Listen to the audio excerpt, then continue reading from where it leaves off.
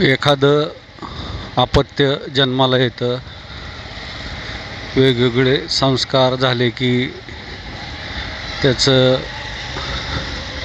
बाळसं धरायला लागतं. मग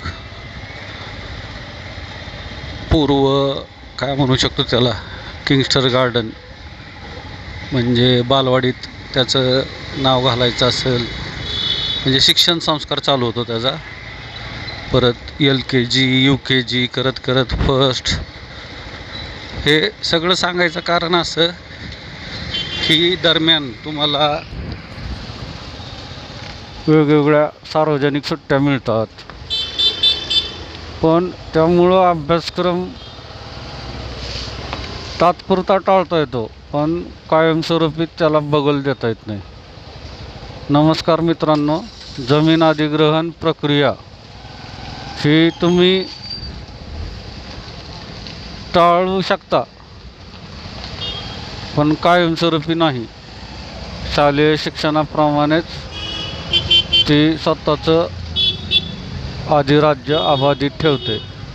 चॅनलला नवीन असाल तर सबस्क्राईब करा. भविष्यातील घडामोडी जाणून घेण्यासाठी बेल आयकॉन प्रेस करा. माहिती आवडली तर लाईक करा, नाही आवडली तर डिसलाईक करा.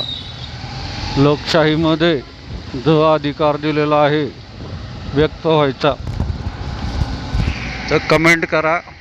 आणि सगळ्यात महत्त्वाचं, यूट्यूब हे पाश्चिमात्य माध्यम समूह आहे. त्यांनी आपल्याला जो आपल्या वैधानिक संविधानिक अधिकार, कर्तव्य आणि जबाबदाऱ्यांचं व्यासपीठ निर्माण करून ठेवलेलं आहे, तर त्याला साजेसं अर्थसहाय्य करण्यासाठी जॉईन हा पर्याय निवडा. आणि शेतकरी, भूमिपुत्र, कष्टकरी आणि जमीन मालक यांना वेळोवेळी एकच सांगणं आहे की वेगवेगळ्या उद्योग समूहांमध्ये त्यांचे भागधारक महत्त्वाचे असतात. तसं ह्या व्याख्येमध्ये 7/12 हा अत्यंत महत्त्वाचा आहे.